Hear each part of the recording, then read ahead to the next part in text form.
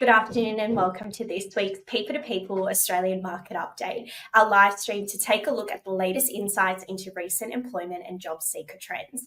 I'm Katarina Mali, the Senior Permanent Legal Recruitment Consultant here at our People to People Sydney office. Coming up on today's show, would you consider working from home an employee's right or earned privilege? We are joined today by HR Solutions Talent Acquisition Coordinator Esha Nischol to discuss the recent push to force staff back into the office and how growing tensions between managers and employers could potentially impact your business heading into 2025. Also on today's show, we talk about what's causing 58% of Australian tech companies to lose their top talent to competitors in 2024. Secondly, hot jobs across Australia, as well as new opportunities for working holiday makers in New Zealand and the UK.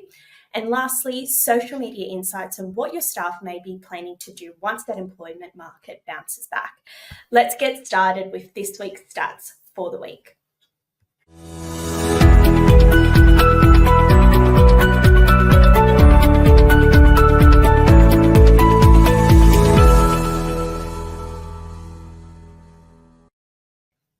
A recent survey has revealed that more than half of local tech companies are losing employees to competitors offering remote options, with 74% of companies reporting increased demand for more flexible work. Organisations like Telstra and Medibank are gaining a competitive edge by embracing remote work as a permanent feature.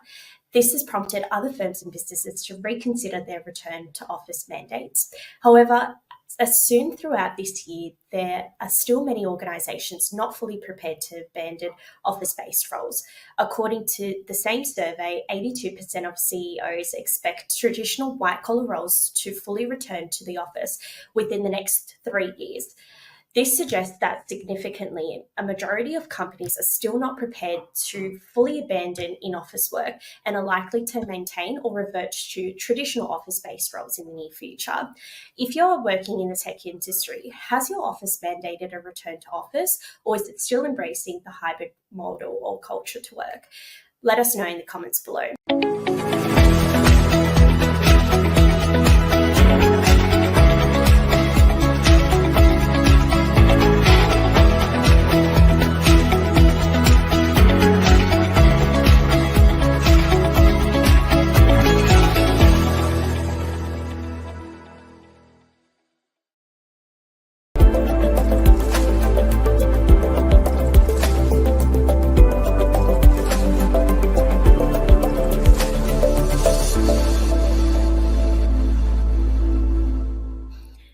For this week's top jobs, we have a customer service coordinator based in Hoxton Park in New South Wales, offering to pay $33.56 per hour. If this role sounds of interest, please contact Marie. All of her details are there on screen and below. And for our next role is actually one of my roles, which is of a legal secretary based in Sydney CBD within New South Wales, offering to pay $75,000 to $100,000 inclusive of super. If this role is of interest and if you do have personal injury experience by any chance, please feel free to contact me. My number is on the screen or below. Now, if you're contemplating a career change or seeking your next professional venture beyond the borders of Australia in 2024 or 2025, consider exploring new opportunities within People to People. With our offices spanning across New Zealand and the United Kingdom, we are actively recruiting for various roles. As seen here, we're looking for publishing contracts executive within London in the UK, offering to pay £31,000 to £38,000. Also looking for a store manager based out in London in the UK, offering to pay £40,000 to £43,500, and a HR and payroll coordinator all the way in Auckland, New Zealand, offering to pay £75,000 to £80,000. If you're wanting to apply for any of our jobs for our international working holiday roles, visit our website, which is 𝗵𝗵𝗂𝗋𝗋.com.au, to get more information from our recruitment experts. And that's it for this week's Hot Jobs.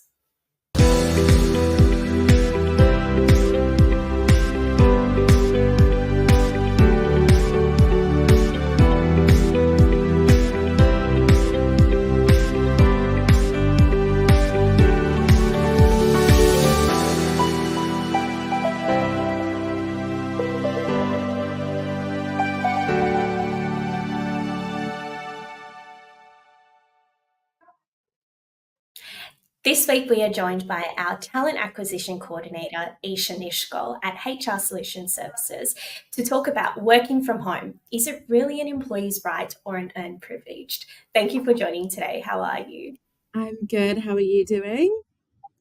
I'm good. So let's get into it. Yeah. From your experience within recruitment, how is the growing importance of working from home and all that form of flexibility over the past few years have changed from really the way employers hire and talent, and how it's really affecting individuals' job search as well? Yeah, I think, after COVID, the overall work from home flexibility piece was sort of, this new ground that everyone is trying to tread. And since then, it's become, we like to say it's the norm. So it's a given and an expected, not really a benefit anymore even. But what it does is it provides employers access to a talent pool that maybe they wouldn't have had previously if it was a fully in-office job. So this could be candidates that, are based overseas, people that like to travel, as well as those candidates that, maybe are parents or have personal commitments. That ability to work flexibly and work from home really gives you sort of a tap into a wider candidate pool that you may not have had previously. And then, we go on to the other side of virtual interviews, which has been really helpful. And I think you and I can agree, sometimes you just really want to meet a good candidate and they can't make it into the office. So, having that ability to interview someone while they're in Europe or, if they're in a full-time job, interview on their lunch break is really helpful.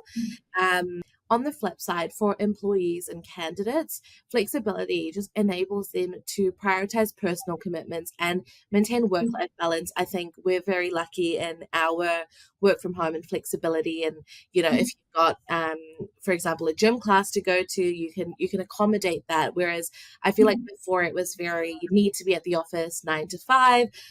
There's no way around it. Or if you're sick, you can work from home and don't have to use that sick leave. So that tailored approach is really great for candidates. And then, similar to the employees then get lots of more options of roles they can potentially do from there as well. And with that, what are the most common concerns employers have about following fully remote roles, and how valid is that really in 2024? Are there any concerns or hesitations around that? Yeah, I think, as with everything, there are definitely concerns. When you have staff working remotely, obviously you can't see them 24/7. There's a lot of factors that come into play, the trust you have with your staff. Is it a new staff member? All of those things can have an impact on the concerns. So some employers that we've talked to have concerns around productivity and accountability. If someone's maybe away, we've heard all of the horror stories of, the mouse moving tactics and everything. It just depends on the trust you have with your employee and, the guidelines set out. So yeah, there's definitely concerns about, are they actually working? Are they taking advantage of it? To what extent does flexibility allow? Like, can they go on a cruise and work from a cruise, or do you expect them to just be at home? There's varying ideas of what flexibility looks like. So, having those conversations from the start, I think, really helps. And then another one I found, even in some of our offices, is the impact on office culture and collaboration when your teams are working from home. So thankfully we've got anchor days, so we've got days where everyone's here and everyone can collaborate, but some businesses don't. So you really struggle to find times where people can collaborate, and I think some of the best work happens when you're all around a table together, or, you're talking over the office around ideas.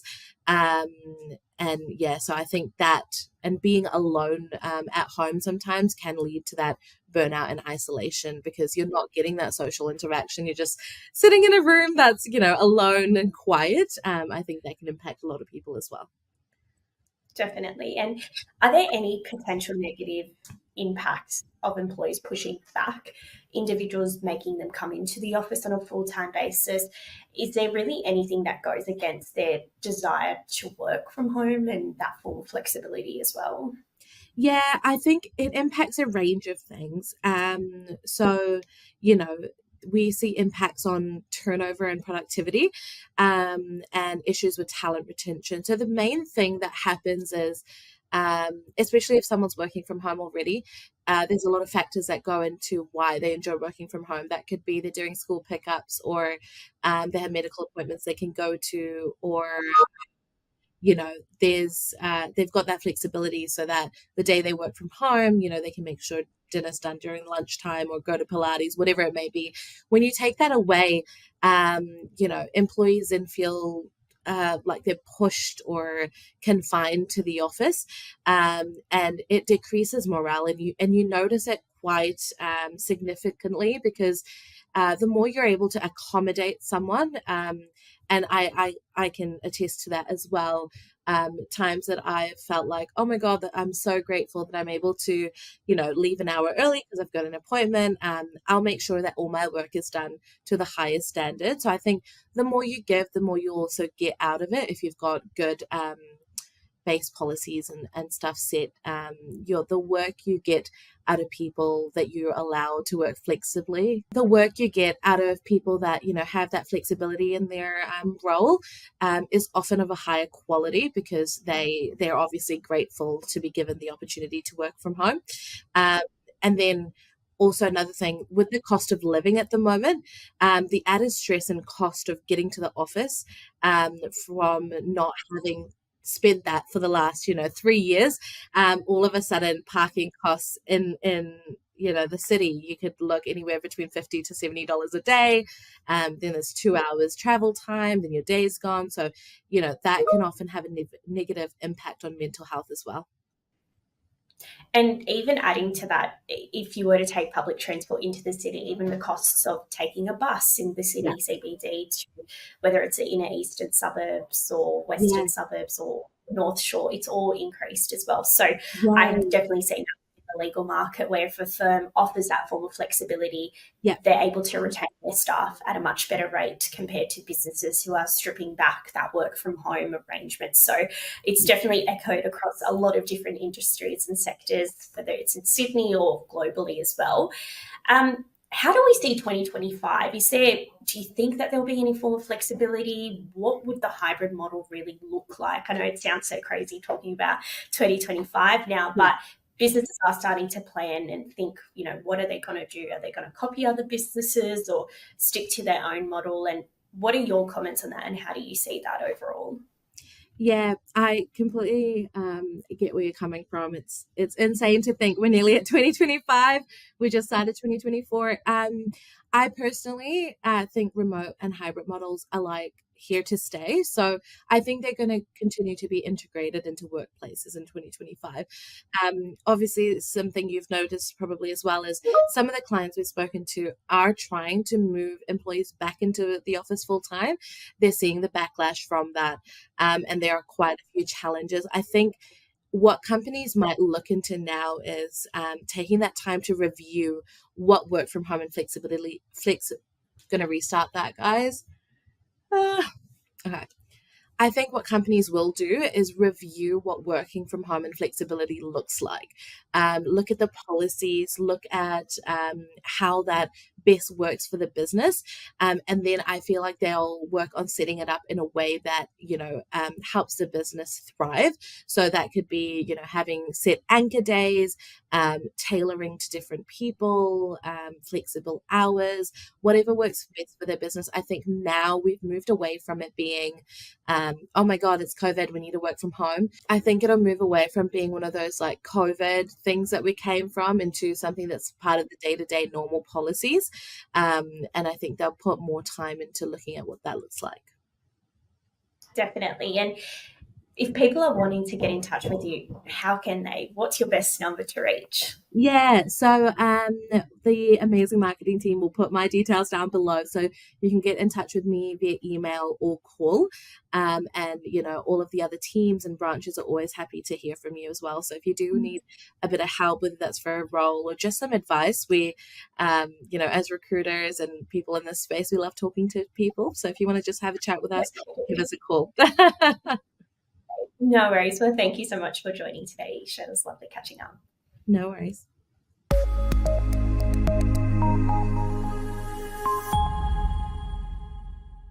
Let's take a look into our results from our Twitter polls last week, and we'll take a look into what's happening for this week as well. So for last week, we asked you the question of, once the job market bounces back, what is really your plan and what do you have in mind? So a whopping 59% of individuals said that they will be looking for a new role, whilst 29% of individuals said that they're really just going to stay in their current job, whilst that 12% are really unsure as to what to do. Moving on to this week's question is, what aspects of remote/hybrid work appeals most to you? Jump onto People to People's social media across LinkedIn, Facebook, Instagram, and X to have your say, and also to stay ahead of the job market and to be the first to hear about any new opportunities coming across here within Australia. That's it for today. Thank you for joining this week's P2P Live. We'll be back next week to cover the latest market and employment updates across Australia at 12:30 p.m. See you then.